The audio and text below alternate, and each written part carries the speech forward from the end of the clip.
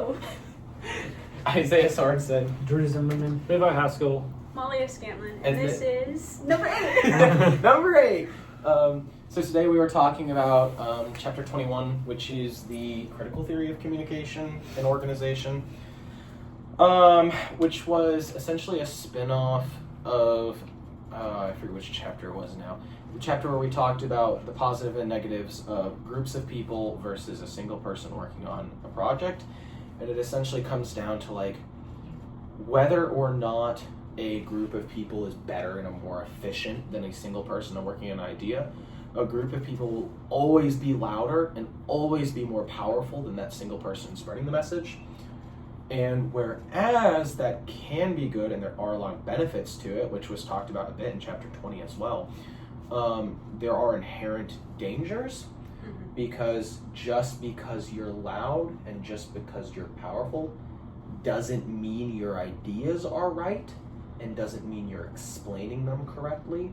And if your ideas are explained incorrectly, that power mixed with the wrong message could be extremely dangerous to the populace. So I did the AI again, and this time I had some more productive ideas than last time, but I did learn something from last time. So the Copilot bot has conversation history that it organizes it in days, but sometimes it's not very good at organizing them in days. Sometimes it's like 2-day conversations, whatever. So the last time we ran into an error where I thought in this conversation history I had asked it to summarize the book, and then I said the book without referring to any book, and it gave Leviticus. But this time I tried that, and then I realized my error, but it somehow was able to still get what I wanted correct this time, but I didn't realize that, so I tried it again, and I got 2 very different results. So my idea was, I'll see how it handles getting a repeat request and then me asking it to translate it like a small boy.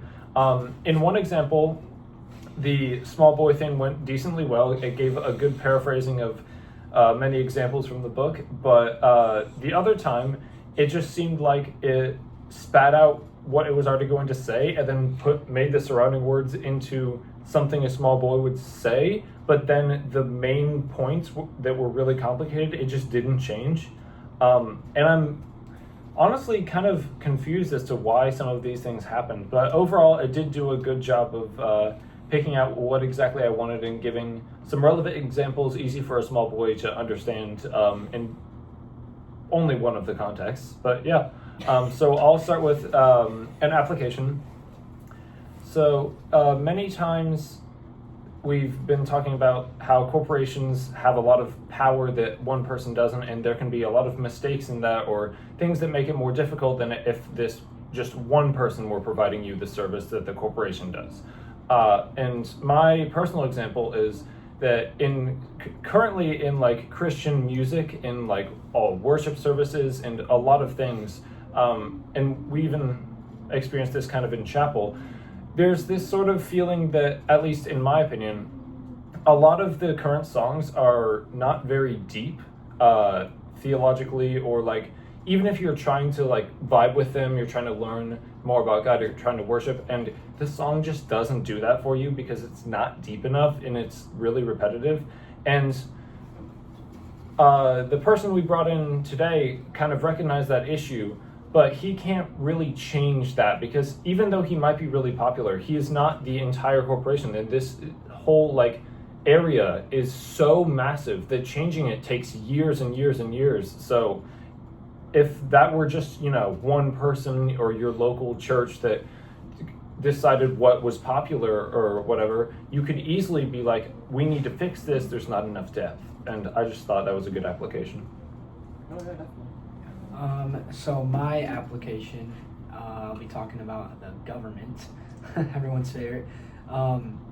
Like back in 2020 when 2019, 2020, when COVID started, like everyone was freaking out, and like the government, they kind of made the message to where it was like very dramatic and like, like the world's gonna end, oh no, that kind of stuff.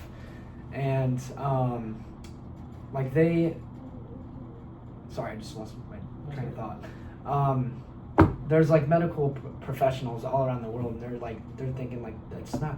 I mean, yeah, it's like big, but also like we are prepared, you know. Yeah, we have And medicine. they've got medicine, and they can take care of people with COVID or like that are sick, and so that's like one example of how like the government, even though they're very powerful and like they're like the most powerful organization in the United States, like it's like they made it way too dramatic, and I guess the message wasn't like delivered well in that sense. But Yeah, power doesn't always equal efficient resolve problems.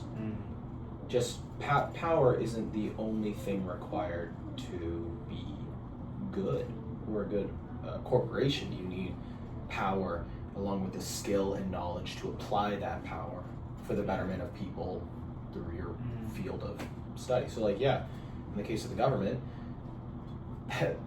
isn't exactly the health geniuses of the United States. Not to say there aren't people in the government who don't understand health and medicine, but like that's not their job. yeah, right. Their job is to protect our borders, ensure peace in the country, and maybe if they had used more medical resources and worked hand in hand with people who actually were experts in the field, Maybe they could have gotten the message a little, delivered better. yeah. Mine is a little different. For a little bit of background information, there's a guy, Hank Green, and his brother John Green, and they wanted to start a hospital in, I believe, Sierra Leone, but they didn't have the tons of money for all of that medical stuff because it's really expensive. But they're also pretty for things to be not going to big corporations who are maybe having messages like this that maybe are a little greenwashing and saying they're doing one thing but not really following through all the time. So they decided to make, it's called Good.Store, but it basically is a storefront that brings together a bunch of smaller businesses of things that you need. So it started with socks, because everybody's got to buy socks. And then now it also has like soap and shampoo and tea and coffee and things that everybody uses on a regular basis, but you know where it's coming from. They're very transparent and they're very purposeful about what message they are spreading. And in gathering all of those different groups in one place, it gives them more of a platform than if they were all trying to just do that thing separately. So Yeah, so whereas there are dangers to organizations and corporations, there are good ways. Like, we Yeah, have there organizations because there are actually good ways to get things done. and it's easier if you're all working on something together. Yeah. So if you're all working on a transparent, clear idea, then you could get a lot of efficient work done. Meanwhile, if you're working in a place where the CEO has one plan, the next step down has another plan, the workers have another plan, maybe you get all hell breaking loose. And the more powerful a corporation is, the more dangerous that hell could be. I think that's it. I think that's it. No.